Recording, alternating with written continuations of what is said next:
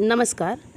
CBSE द्वारा निर्धारित पाठ्यक्रम के अंतर्गत क्लास 9th के विद्यार्थियों के लिए हिंदी क्षितिज काव्य खंड में आज का विषय है कबीरदास की साखियों पर आधारित प्रश्नोत्तर। ठीक है, कबीरदास के शब्द एवं साखियों का संदर्भ, प्रसंग, शब्दार्थ तथा शिल्प सौंदर्य एवं काव्य सौंदर्य सहित व्याख्या हमने इसके पहले वाले वीडियो में प्रस्तुत किया है। उसे देखना है तो आप इसके पहले वाले वीडियो में जाके देख सकते हैं। आज यहाँ इस पाठ पर आधारित जो प्रश्न हैं उन प्रश्नों का उत्तर विस्तारपूर्वक हम आपको बताएंगे। यहाँ देखिए, साखियों पर आधारित जो प्रश्न है, पहला प्रश्न है, मानसरोवर से कवि का क्या आशय है। मानसरोवर से कवि का आशय क्या है, तात्पर्य क्या है। ठीक है, इसके बारे में यहाँ हम आपको आज बताएंगे। तो मानसरोवर से कवि का तात्पर्य है मनरूपी सरोवर। यह मनरूपी सरोवर व्यक्ति के भीतर ही रहता है, अंदर ही रहता है। ठीक है, मनरूपी सरोवर इससे तात्पर्य है। अगला प्रश्न है, कवि ने सच्चे प्रेमी की क्या कसौटी बताई है। तो कबीरदास के अनुसार सच्चा प्रेमी वही होता है जो विष को भी अमृत बना देता है। सच्चे प्रेमी के मिलने से मन की सभी बुराइयां दूर हो जाती हैं। मन अमृत के समान निर्मल एवं पवित्र हो जाता है, स्वच्छ हो जाता है। ठीक है, अमृत के समान वही सच्चा प्रेमी होता है। ठीक है, जो मन को निर्मल कर दे, पवित्र कर दे, विष को भी अमृत बना दे। ठीक है, कोई भी बुराई आपके अंदर है, अगर सच्चा प्रेमी है तो उस बुराई को अच्छाई में परिवर्तित कर देता है, वही सच्चा प्रेमी है। तीसरा प्रश्न है, तीसरे दोहे में कवि ने किस प्रकार के ज्ञान को महत्व दिया है। तीसरे दोहे में इसका उत्तर होगा कि तीसरे दोहे में कवि कबीरदास जी ने सहज रूप से प्राप्त प्रामाणिक ज्ञान को महत्व दिया है। चौथा प्रश्न है, इस संसार में सच्चा संत कौन कहलाता है। कबीरदास के अनुसार इस संसार में सच्चा संत वही है जो पक्ष विपक्ष में ना पड़े। ठीक है, पक्ष विपक्ष के चक्कर में ना पड़े और इस चक्कर में पड़ने की अपेक्षा निष्पक्ष होकर वह एक निष्ठ ईश्वर से प्रेम करे, ईश्वर में प्रेम लगाए। ठीक है, जो ईश्वर से प्रेम करता है, पक्ष विपक्ष में नहीं पड़ता है, वही इस संसार में सच्चा संत है। पांचवा प्रश्न है, अंतिम दो दोहों के माध्यम से कबीर ने किस तरह की संकीर्णताओं की ओर संकेत किया है। तो अंतिम जो दो दोहे हैं उसके माध्यम से कबीर ने निम्न संकीर्णताओं की ओर संकेत किया है, जैसे उच्च कुल में जन्म लेकर स्वयं को श्रेष्ठ समझना और अपने कर्म की प्रकृति को महत्व ना देना, यह कोई अच्छा काम नहीं होता है। ठीक है, और अपने धर्म को श्रेष्ठ तथा दूसरे धर्म की निंदा करना, उसे निम्न कोटि का बताना। ठीक है, यही इन्हीं संकीर्णताओं के ओर कबीरदास जी ने अंतिम दो दोहों में संकेत किया है। अगला प्रश्न, छठवां प्रश्न, किसी भी व्यक्ति की पहचान उसके कुल से होती है या उसके कर्मों से। तर्क सहित यहाँ उत्तर दीजिए। किसी भी व्यक्ति की, यहाँ देखिए कबीरदास जी ने कहा है किसी भी व्यक्ति की पहचान उसके कुल से नहीं होती है, उसके कर्म से होती है। क्यों? व्यक्ति अपने कर्मों से ही प्रसिद्ध या अप्रसिद्ध होता है। अच्छे कुल में, उच्च कुल में जन्म लेकर नीच कर्म करने वाला हमेशा निंदा का पात्र माना गया है, निंदनीय माना गया है, वह उच्च नहीं माना जा सकता है। इसलिए व्यक्ति द्वारा अच्छे और नेक कार्य करने पर बल दिया जाता है। ठीक है, क्यों? क्योंकि शराब निंदनीय मानी जाती है, चाहे उसे सोने के ही कलश में क्यों ना रखा जाए, लेकिन उसकी हमेशा आलोचना ही होती है, बुराई ही होती है, निंदा ही होता है। ठीक है, सोने के कलश में रखने से उसका महत्व नहीं बढ़ जाता है, वह शराब है तो शराब ही रहता है। ठीक, अगला प्रश्न सातवां, काव्य सौंदर्य स्पष्ट कीजिए।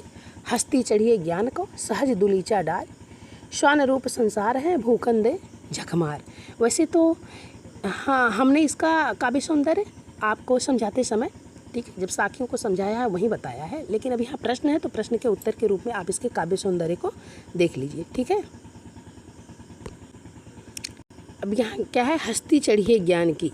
ठीक है, ज्ञान रूपी हाथी पर चढ़ने के लिए यहाँ बताया गया है। इस साखी में कवि ने चित्रात्मक वर्णन प्रस्तुत किया है।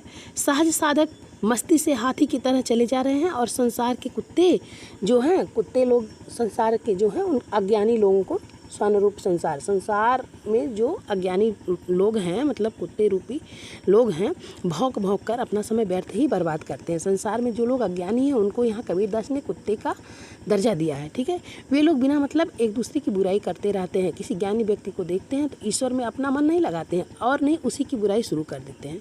ठीक, ये लोग, ऐसे लोग जो हैं भौंक भौंक कर अपना समय व्यर्थ ही गंवा रहे हैं। ज्ञानी लोग ही ऊंचाइयों को छूते हैं। ज्ञान रूपी हाथी, सहज साधना रूपी जो दुलीचा है, कालीन है, निंदक संसार रूपी श्वान, निंदा रूपी भौंकना आदमी, रूपक अलंकार का यहाँ उत्कृष्ट प्रयोग देखने को मिलता है। यहाँ स्वान रूप संसार है, यहाँ रूपी से तात्पर्य क्या है, स्वान रूप मतलब उपमा दिया गया है अर्थात उपमा अलंकार है।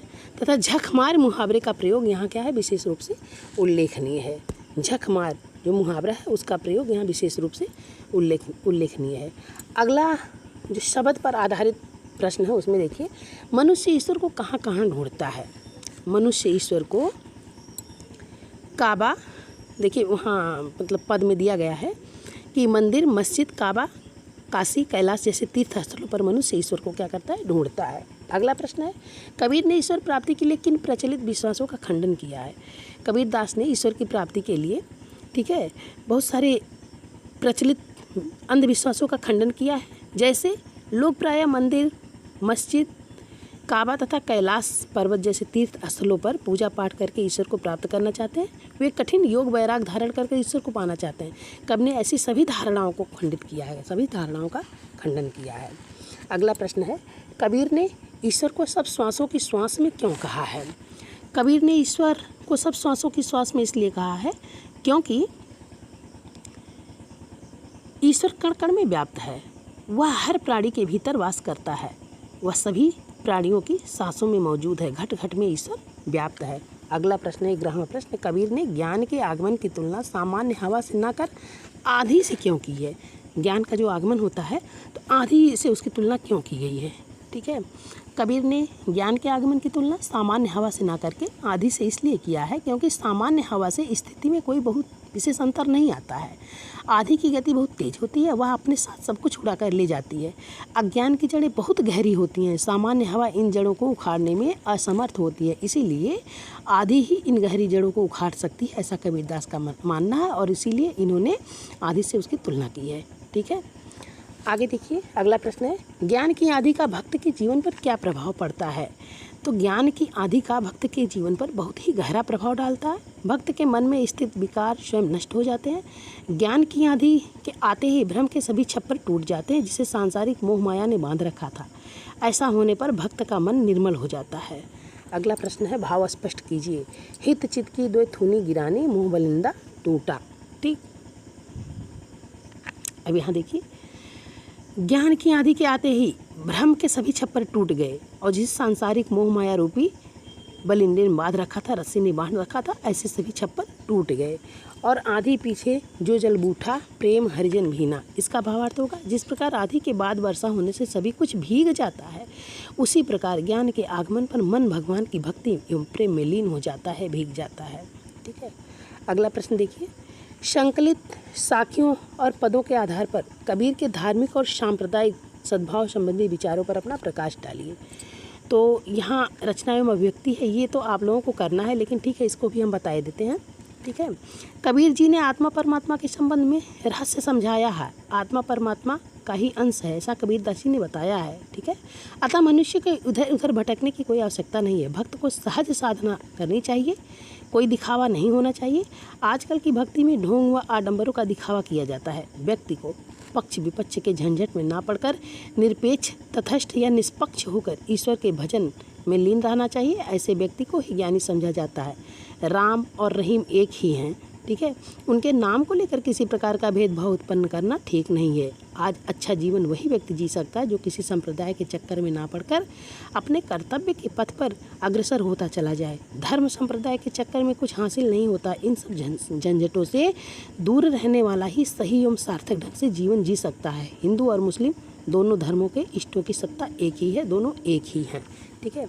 अब आगे देखिए, इस पर पाठ पर आधारित कुछ पाठ्येतर सक्रियता है, ठीक, जिसको आप जैसे देखिए, भाषा अध्ययन में है अगला प्रश्न कि निम्नलिखित शब्दों के तत्सम रूप लिखिए, ठीक है। तत्सम रूप, तो तत्सम रूप लिखना है। ये कौन सा शब्द है, तद्भव शब्द है, तो तद्भव शब्दों के तत्सम रूप आपको लिखना है। तद्भव क्या है, पखा पखी।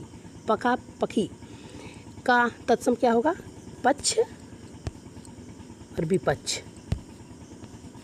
ठीक है। अब आगे देखिए, अगला क्या है, अनत।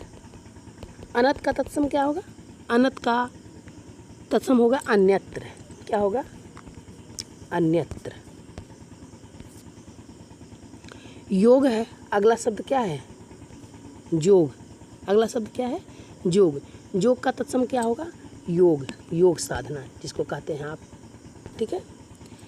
अगला प्रश्न क्या है? जुगति। जुगत का तत्सम क्या होगा? जुगत का तत्सम होगा युक्ति। देख लीजिए, युक्ति होगा।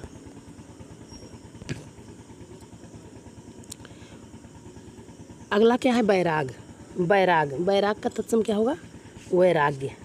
इसका तत्सम क्या होगा? वैराग्य, ठीक। फिर अगला देखिए क्या है? निरपक्ष। निरपक्ष का तात्पर्य क्या होगा? निष्पक्ष।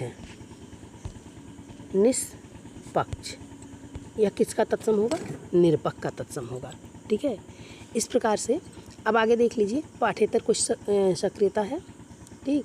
शब्द संपदा भी है, इसको आप देख लीजिए, इसे आप अच्छे से याद कर लीजिएगा। जब आपको शब्द संपदा अच्छे से याद रहेगी तभी आपको पूरा शब्द और साखियाँ समझ में आएगा, ठीक है। कि उसका मतलब जब अर्थ पता रहेगा तभी आप उसको समझेंगे, ठीक। सुभर का अर्थ हमने शब्दार्थ साखियों शब्द बताते समय भी बताया है। सुभर का अर्थ है अच्छी तरह भरा हुआ। केली का अर्थ है क्रीड़ा। मुक्ता फल मोती। दुलीचा का अर्थ होता है कालीन, छोटा आसन। स्वान का अर्थ होता है कुत्ता। झक मारना का अर्थ होता है मजबूर होना, वक्त बर्बाद करना। पखा पखी मतलब पक्ष विपक्ष। कारणे मतलब कारण। सुजान मतलब चतुर या ज्ञानी। निकट का अर्थ होता है निकट या नज़दीक। काबा का अर्थ होता है मुसलमानों का पवित्र तीर्थ स्थल। मोट चून मतलब मोटा आटा। जन्मिया मतलब जन्म लेकर। सूरा का अर्थ है शराब। टाटी टट्टी पर्दे के लिए लगाए हुए बांस आदि की फट्टियों का जो दरवाज़ा होता है, ठीक। थूनी का अर्थ होगा स्तंभ या टेक। बलिंडा का अर्थ होगा छप्पर की मजबूत मोटी लकड़ी। छानी का तात्पर्य छप्पर होगा। भांडा फूटा मतलब भेद खुलना। निर्चू का अर्थ होगा थोड़ा भी। चूहे का अर्थ होगा चूता है, रिश्ता है। बूठा का अर्थ होगा वर्षा। खीना का अर्थ होगा छीड़ हुआ। इस प्रकार से कबीर की साखियाँ एवं शब्द नामक पाठ पर आधारित पूरा प्रश्नोत्तर हमने आपको विस्तारपूर्वक समझाया है। मुझे पूरा विश्वास है आपको अच्छे से समझ में आया होगा। अगर वीडियो अच्छा लगे वीडियो को लाइक करिए, अपने दोस्तों में शेयर करिए और चैनल को सब्सक्राइब जरूर करिएगा। धन्यवाद।